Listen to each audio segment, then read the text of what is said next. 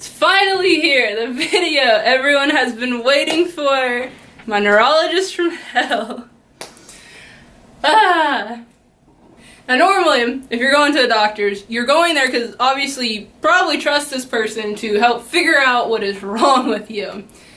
At first, I felt very confident with my neurologist who I was going with, but as the years had gone by, I started to realize this neurologist did not give two shits about me. To start this video off, for anyone that's watching it and in the middle goes, why does she not have a new neurologist? I do have a new neurologist now. I will also go into some explaining as to why I did not get a new neurologist during this time. I did touch base on a little bit on it on my first video. In both of my videos, there is some spots I had left out, mainly because it would have fit better in this video, and it was kind of minor details that really didn't need to be mentioned in my epilepsy video or my Chiari story video. So, enjoy this video.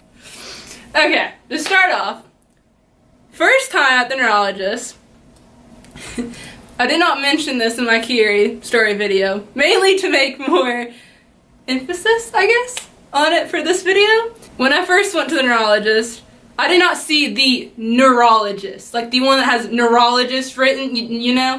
No, I saw her nurse practitioner, which, if you're watching this, thank you for the help, thank you for diagnosing me with Chiari and actually caring, because you're the only one that seemed to care in that place. So I was with my old neurologist for roughly around 5 years.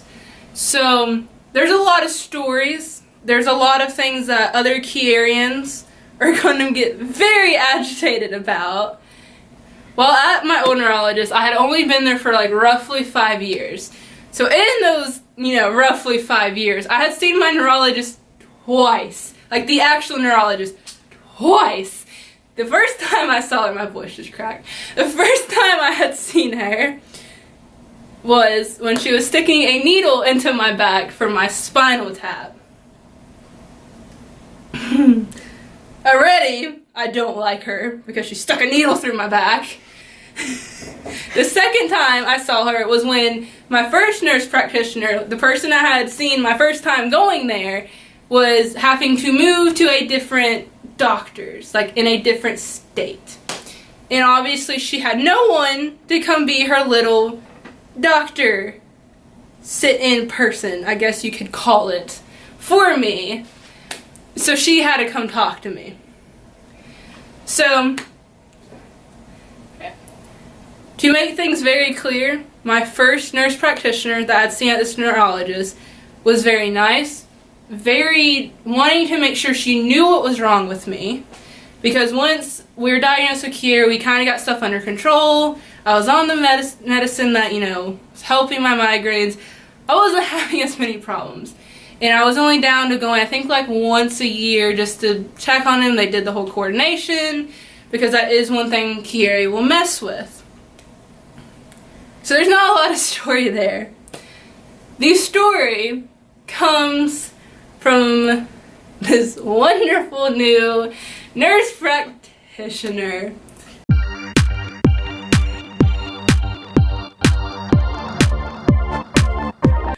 Now, a lot of you guys are going to be like, oh, that's not a big deal, and I know a lot of Chiarians are probably going to be like, oh, I've had way worse. I understand this, and I know this. You don't have to tell me. If you want to tell me your story, go right ahead.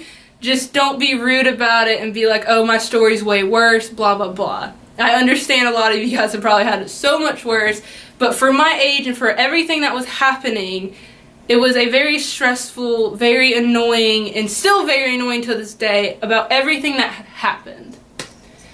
So to start this off, there was really no certain event schedule to deal with this new nurse practitioner. It was mainly, it got eventish when it came down to my seizures. So I'm kind of just going to tell you the basics of what I dealt with every single time. So first off, she wanted me in, I think I was going every 3 months, which I still don't know why to this day, why I need to go every 3 months, because in all reality, compared to a lot of people with my condition, because at this moment, this was only when I was diagnosed with Chiari. We didn't know epilepsy. I wasn't diagnosed with the epilepsy. It was just strictly Chiari. So we went in, met her, blah, blah, blah. When I would tell her stuff, because, you know, of course, they would rate migraines, how many migraines I'd have a month, and stuff like that, because they were kind of keeping track of my migraines. So if I would tell her, oh, like, my worst migraines are, like, let's say, for example, like, a 9. She would come, here, Mama, come here. So basically, the camera is going to be, like, me. So she'd be like, what's your pain? And I would say my number, and she'd look at my mom and goes, right? That's just what I had to deal with. First of all, okay, you can go sit down. But this is what I had to deal with. She, for some reason, thought my mom was like in my body and could tell what my pain levels were or how many migraines I was having a month.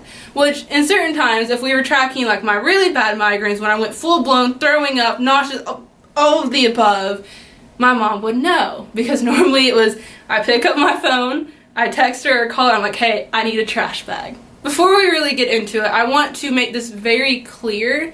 Where I am located, it was very hard for me to find another neurologist that was for kids, because at this time I couldn't go to an adult neurologist. To get to a Chiari specialist, there wasn't very many close to me, and because I was not that bad, we really didn't want to try and take a place of someone who has Chiari that was like 20 times worse than me. So it was one of those that we really didn't want to do it for that factor, and none of them that was close to us took kids. But that is the main reason why we kind of were not leaving, and because I wasn't too severe or having like problems that were too severe to the fact that it was like, we need to get out of here.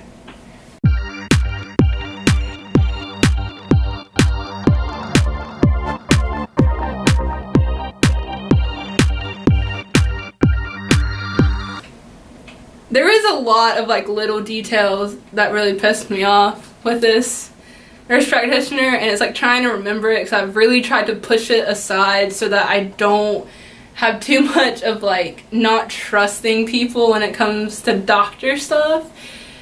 One other thing that was ridiculous was that she was very annoyed by the fact that I slept with my phone on my nightstand. The reasoning to this is, one, because she didn't let her nieces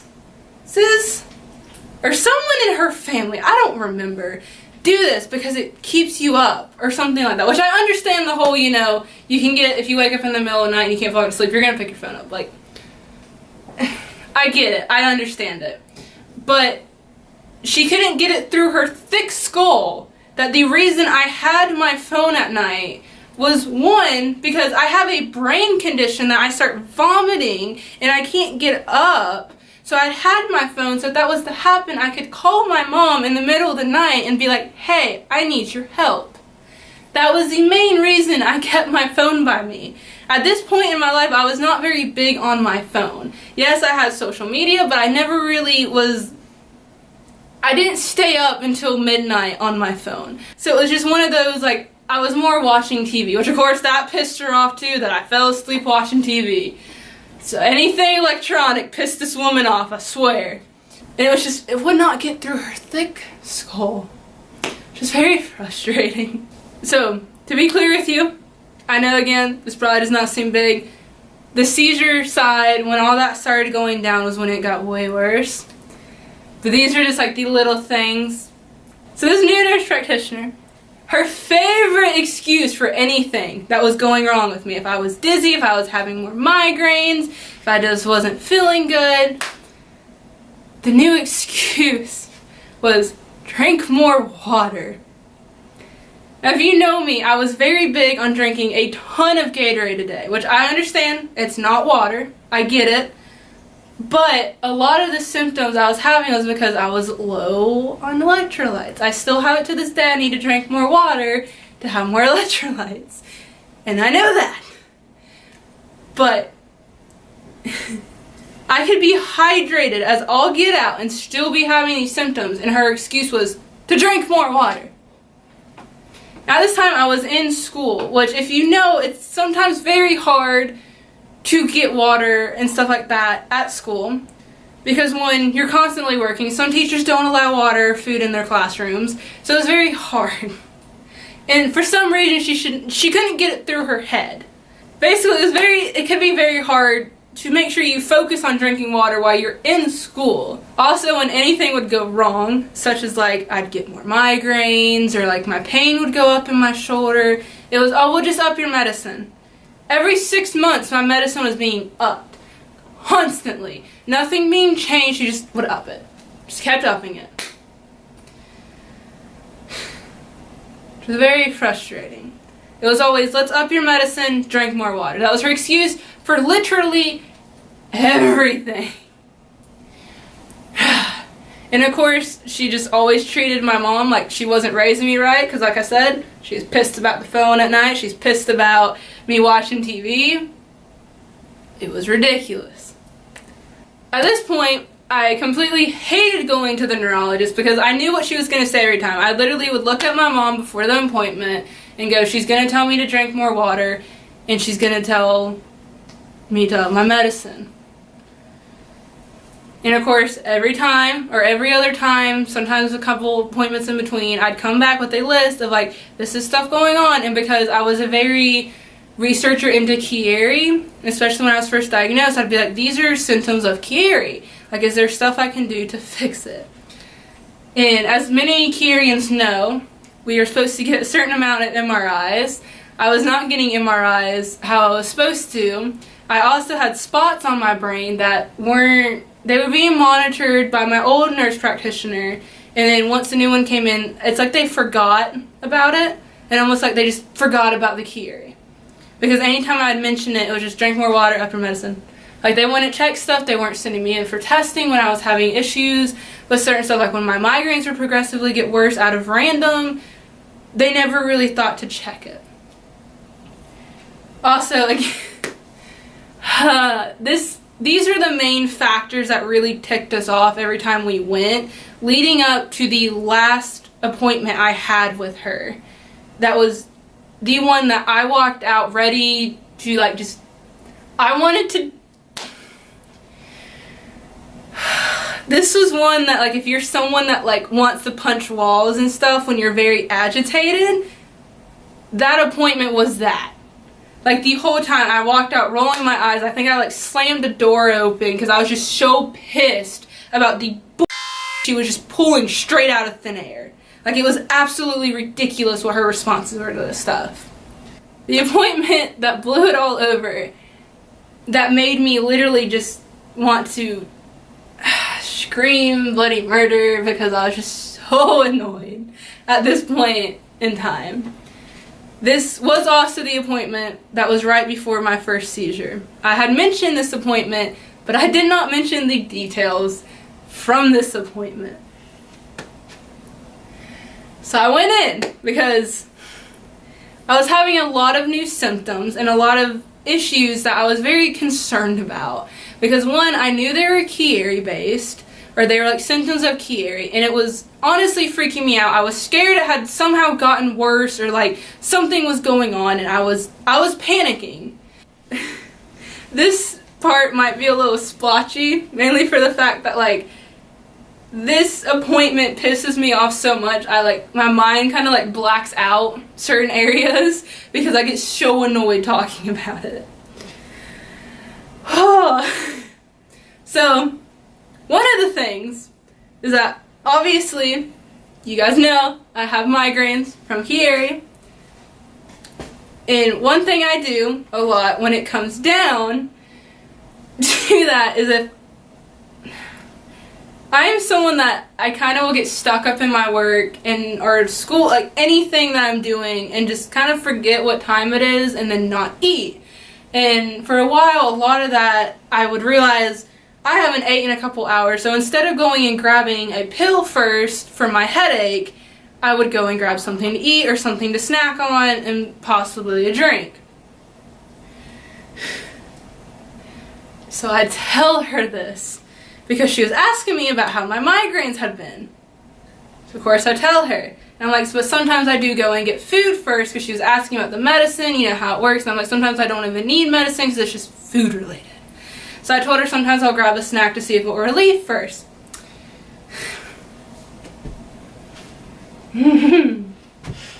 Her response to this was that it's anxiety. I need to go talk to somebody.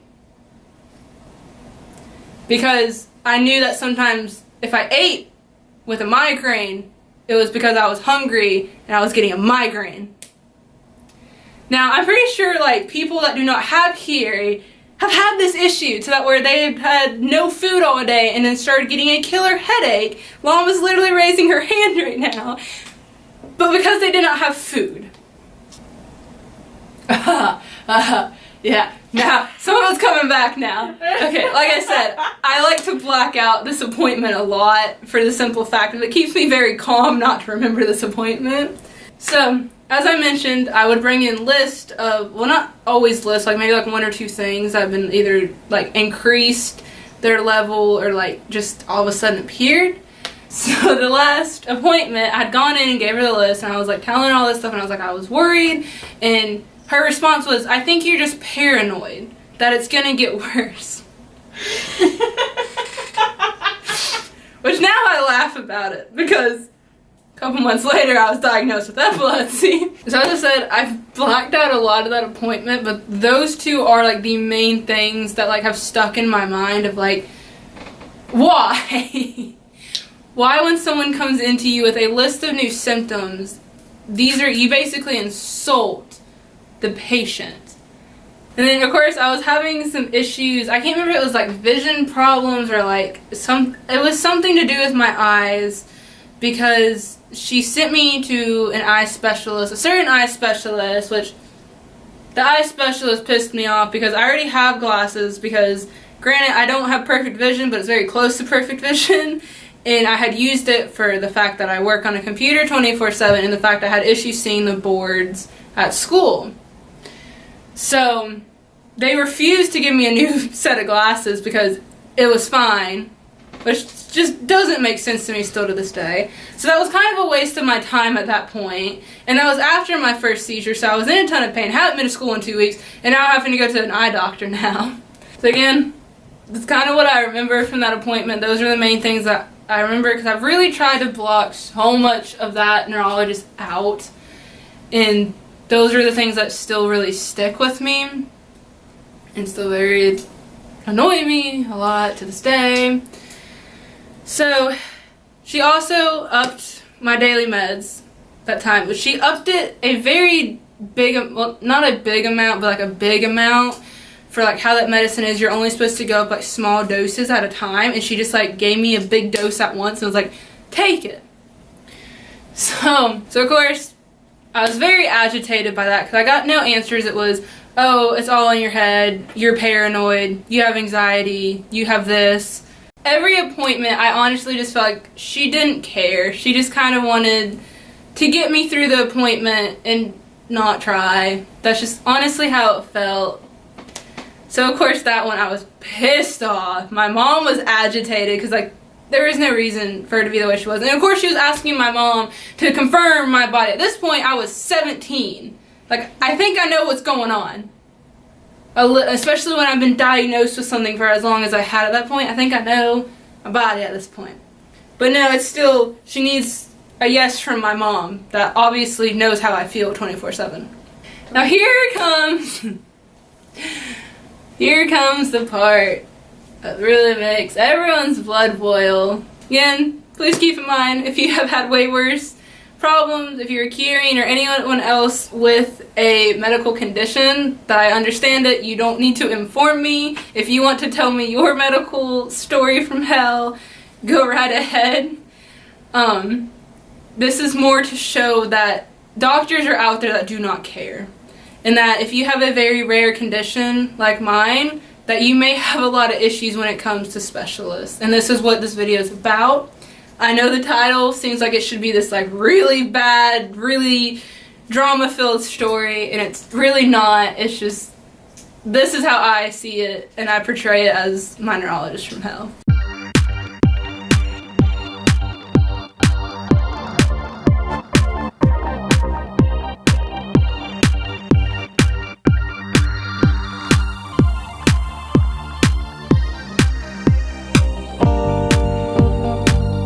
So of course, we go into the ER.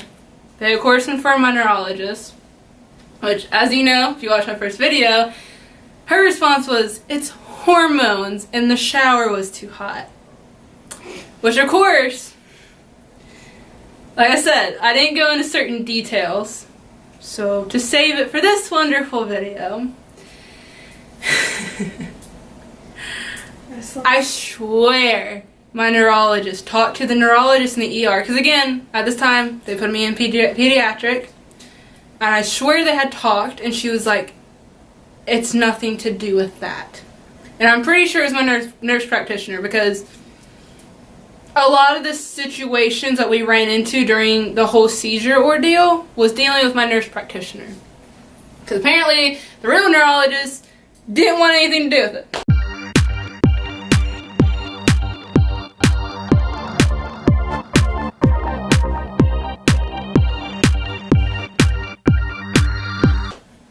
Cool! Kind of really hope you guys see this so you can realize what the hell you did wrong. Pretty sure they were just like, blame it on this, because the person that was, I guess, under that neurologist, but she didn't have any control on what was like the final outcome, or like to run more tests, had like seemed very sympathetic to me. She was the one that came in and talked to me and asked me certain questions, and like stuff that would be, you know, would be related to stress that could cause an episode like that. Because at this time, no test result was saying that it was a seizure. They didn't know what happened. Just fell out of the shower and had a whole entire bruised leg. No reason. So, of course, we could tell that they're like, she knew it was something else, but she wasn't physically allowed to say anything. The big boss neurologist came in, I guess you could call him, and came in and was like, you know, you're fine. Again, they kicked me out of the ER because something worse was coming in. So, of course, call my neurologist because we're like, what the hell? They're like, well, you can come in for an EEG. Which again, if you don't know what that is, it's one of the tests for seizures. They put wires on your head. There's a couple different... actually, I don't know if there's like a couple. I know there's multiple ways to test or do these EEGs. So they had sent me in there. They strapped me up, made me have no sleep that night before, which was very hard for me. Yes, I have a sleeping problem, but it's also very hard for me to not sleep. And it's weird. So, of course, I had to do that. Had to go in, get it done. They put a strobe light in front of me, flashed a strobe light, forced me to sleep in a very uncomfortable bed that I was way too big for, because this is pediatric and I'm almost 18 and I'm... feet were hanging off. It was very uncomfortable. So, as I had mentioned in the first one, we honestly have a feeling that the neurologist read the results, not like a professional reader for EEGs. I don't know what they're called, so I'm going to say that. And that there is nothing to come back. Which is very weird for the fact that I have seizures, but at that time it wasn't popping up. So, of course, we did that test. I was out of school for 2 weeks. My mom had to keep calling the neurologist to get school notes, which... So in this time, because I was of course getting school notes sent in because I physically could not get out of bed, and physically I could barely walk because of how bruised my leg was, I'll insert a picture here because I'm pretty sure a lot of you guys really want to see what it looks like. Probably not, but maybe. And I didn't insert it. I'll insert like the final, like when it was at its worst. Sorry, it's gross. Sorry. So they tried to make me do seat time because the neurologist couldn't send in doctor notes, right? So for anyone who saw me storming out of one of the assistant principal's offices that day, ripping the paper up, that was why. Because I physically told her I'd been out because I was in the ER and had a problem. They sent you school notes. I know they sent school notes. She wouldn't listen to me. Yeah, I also broke down in class today, so thank you for everyone who kind of just left me alone the rest of the day. Because I was very stressed out, trying not to stress out, to not have another one of these episodes. Okay, so off of that topic, my mom kept calling up and was like, okay, she still isn't feeling good, she's still really weak. So she was like, you need to drink 80 fluid ounces of water a day. First of all, that's a lot of water. I was up every 5 minutes, literally peeing a freaking lake. Which at the time it was hard to walk or sit down, so it sucked. So of course I was drinking that much water because at this point I was at home laying in bed with nothing else to do. So I was drinking all of it, still didn't feel any better. Mom caught up. Oh, Mama, keep calm down for there. Mom calls up, is talking to my nurse practitioner. She still isn't feeling any better. She's been drinking the 80 fluid ounces of water because I've been watching her, so I know she is. She turns around and tells my mother, well, you just need to take her to a normal doctor because obviously there's something else wrong with her. No, she did not. Dead ass, she did. Oh. At this point, obviously, anyone's going to be pissed off, so my mom was like, screw it, we're going to a normal doctor. So we did. First of all, I couldn't wear normal pants. It was very cold at this time, so I had to wear shorts. My mom had to call the doctors to be like, I swear on my life I did not beat my child, because again, this was my leg. So we go to the doctors. Now, if you're a Chiarian, you will know of a little thing called POTS. Actually, I don't know if it's considered a little thing, but you get the point. They tested me for it because at this point my heart rate was kind of skyrocketing. It was already sitting high. My blood pressure, I think, was sitting high. But again, this was the Friday from the Tuesday I had my seizure, if I'm correct. Like it was only like a couple days after my seizure. So they did like the POTS test that you can do in a doctor's, which I think I was already tested for it previously in like the same sense, but for some reason this time she's like, I think she has POTS. Which, if you know, there's an actual way to test for POTS.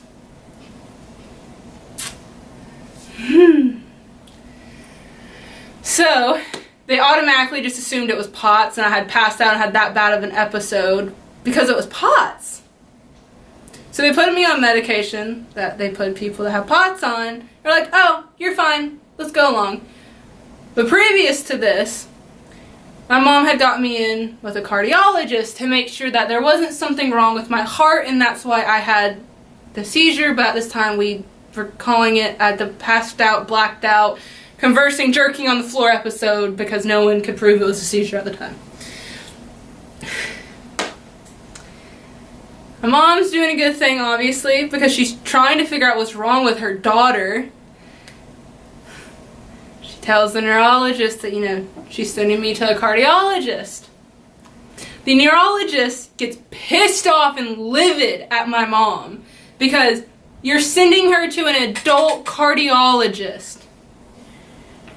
17 years old. This was in March.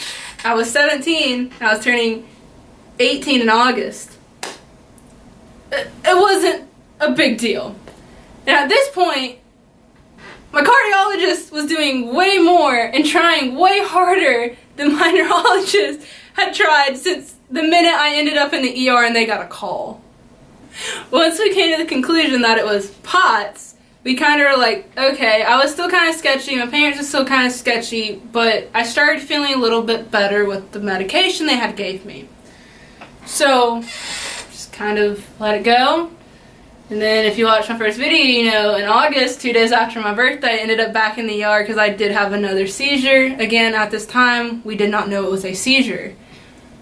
So, you can start, my cardiologist I see now is not the same one I had for my first appointment, because once we kind of figured out like that portion, because I do have like a little bit of arrhythmia, so I was sent to like one of those professional cardiologists, and he had kind of picked up from there, but I did have an echo done. I had a heart monitor put on me, which is very annoying because I had to go to school, so I had to go a week dressing where I could hide the heart monitor because it was a brick, because they're like, well, you can have the phone, but if you walk too far away from the phone, it won't like register. And I was like, you know what, I'm gonna just be safe and just get the block, because it's probably better and I don't have to worry about some idiot stealing it off my desk or something at school. So yeah, so I've been put on heart monitors. Here's a wonderful picture of a bruise from a heart monitor. Hate heart monitors, and it was not the last one I was put on. So of course, after the first seizure and after I was diagnosed with POTS, my cardiologist was like, okay, but we're all like sketchy about it. We're like, it could be, but we're also like, maybe not. But at that point, he's like, I really don't know what to test, and he really didn't want to put me into a table test just yet. We were kind of just like waiting it out. We had already planned that once I turned 18, we were automatically going to a new neurologist and getting their input on it. So of course, like I said, 2 days after my 18th birthday, I have another seizure. At this point, my cardiologist is like, we're doing a tilt table test, which if you don't know what that means, basically, I really don't know the technical term. All I know is that they put me on a table and tried to push my limits and tried to make me pass out to see if it was something to deal with passing out, and it's also some form of POT test. I don't know everything. I just know that he tested me to make sure it wasn't POTS. So, this tilt table test, worst thing ever. Just saying, I was crying, begging to be let down, but technically they can't. It was miserable. Yeah. So of course that came back. I did not have POTS. Kind of figured. We all kind of figured. But like I said, we were kind of running out of tests to do that weren't neurologically based because my neurologist didn't care and didn't even, I had not seen my neurologist since that appointment before my first seizure. They did not call me in to come see them after my seizures, which my neurologist now, my doctors now, and my cardiologist was like, they haven't tried to see you? We're like, no. So of course at this point, we kind of just left everything to my cardiologist. My old neurologist doesn't even know I've had 2 other seizures since the first one. They don't even know it was seizures, or they do and they're just sitting there laughing at me. I don't know. So of course, like I mentioned in my first video, we had to go to a new doctor, explain that. She basically knew what it was, couldn't prove it. And like I also said, EMTs basically knew they were seizures, couldn't prove it. Well, medically they couldn't say it, even though they knew that's what it was. So I went to the new neurologist. This is how good my new neurologist is. He walks in, we explain to him what's been going on, tell him everything. He goes, you're going in for a 72-hour EEG, do not drive for 6 months. Well, actually, let me phrase it this way. He was walking out the door saying you can't drive for 6 months. I think he knew I was not going to be very happy about not being able to drive for 6 months. So of course, I'll admit it now because he is the best neurologist for me and I love him dearly.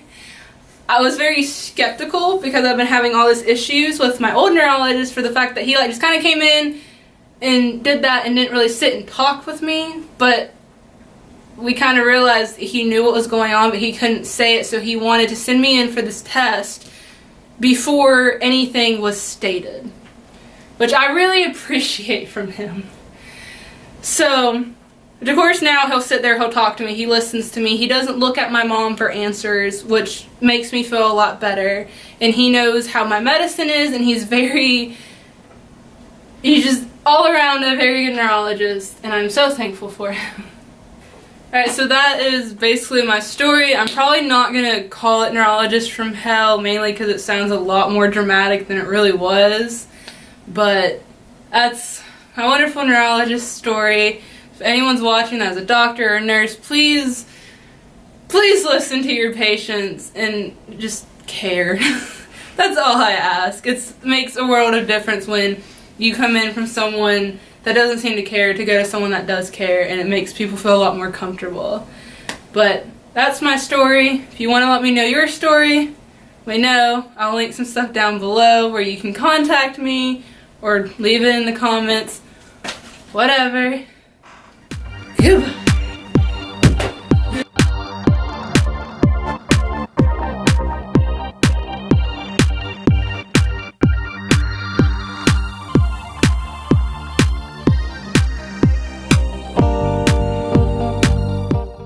trust in this person to make sure that you are getting the best.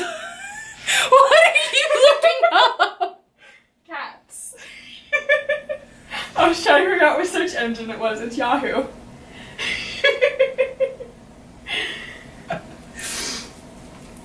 Yellow isn't me you're looking for. I can see it in your eyes. I can see it in your smile. Yeah. You're all. Oh my god. Okay. Okay, and Pixie.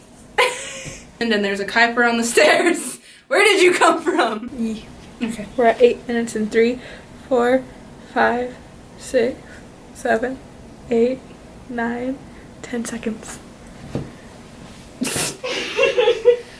Well, you. I was like watching Kuiper. And I can't. Snotty. Snotty. Snotty. Snotty.